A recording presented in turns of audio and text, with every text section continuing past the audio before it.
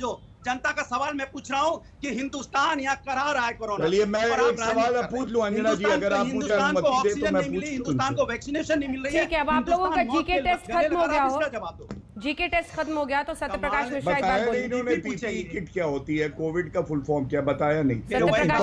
मैं आपसे जो पूछ रहा हूँ आपके नेता ने आपको खुश हो जाती है, थोड़ा शांत हो जाइए। मिश्रा जी बोलिए, क्या गलत बोल रहे हैं? मैं चाहता हूं कि अनुराग जी, यदि अखिलेश यादव पूरी समाजवादी पार्टी और विपक्ष के एक एक प्रतिनिधि को यदि लैब में ले जाकर उनके सामने भी टीका बनवाते तो वो ये कहते कि ये भाजपा का लैब और भाजपा टीका बना रही है और ये टीका तो लेना ही मत। टीका, कोरोना के टीका पर इतनी टीका टिप्पणी नकारात्मक माहौल को जन्म दे गया भारत में, और गांव-गांव लोगों को ये लगने लगा कि शायद सवाल ना पूछे, क्या सिर्फ ताली बजाते रहे? इतनी गैर जिम्मेदाराना हरकत। समाजवादी पार्टी का एक युवा नेता कहता है कि राजनीतिक दल का टीका है वो लगाएगा नहीं, बाद में लगा भी लेता है। ये एक अच्छा मैसेज है कि उन्होंने लगा लिया। और अनुराग भदौरिया जी, अगर आपकी पार्टी के सभी लोगों को लैब ले जाकर ह्यूमन ट्रायल ही करा लेते, आप वहीं बैठते जहां टीका बन रहा था, आपको पता चल जाता टीका किसका है। कम से कम राष्ट्र से यह अपील कीजिए कि कम से कम ये नकारात्मक माहौल टीका के बारे में न बने कि लोगों में भ्रम की स्थिति हो कि ये टीका ले भी ये टीका न ले। नहीं, आप रुक जाइए भदौरिया जी, आपकी बारी आएगी, आप बोलिएगा। आप जनरल नॉलेज के बहुत सारे प्रश्न पूछते रहते हैं, ये आप पूछते रहिए, लेकिन एक सवाल है देश के सामने।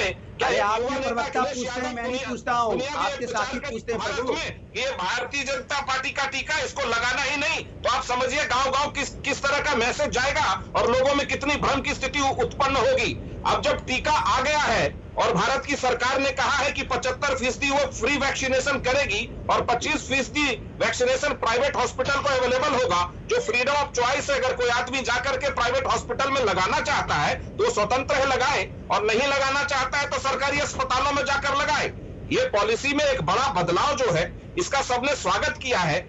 दिक्कत यह अंजना जी, भारत की सभी पॉलिटिकल पार्टी ने, विपक्ष की करीब राजनीतिक दलों ने, चाहे वो केजरीवाल से लेकर के ममता हो और सपा से लेकर के बसपा हो या उद्धव ठाकरे हो, सबने महामारी के दौरान एक बहुत ओछी राजनीति की है। लोगों के बचाने की जगह लोगों ने सरकार पर हमला बोलने का प्रयास हमेशा किया है, और राहुल गांधी इसके नेता बन के घूमते फिर रहे हैं। तो सवाल तो जनता उनसे पूछेगी कि जब देश में महामारी फैल रही थी। कांग्रेस पार्टी के प्रवक्ता का इंतजार है, उनसे लेंगे, लेकिन भरपाई तो भदौरिया साहब उस बयान की होनी चाहिए ना।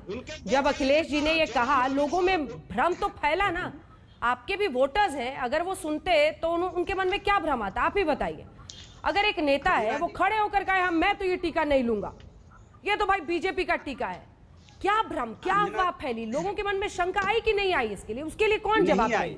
मुझे ये बताइए। कैसे आएगी लोगों के मन में शंका? उन्होंने साफ बोला था कि मेरी सरकार आएगी तो फ्री में वैक्सीन हम लगाएंगे। तो इंतजार करें हम, यूपी में कब चुनाव है, इंतजार करें वैक्सीन के लिए।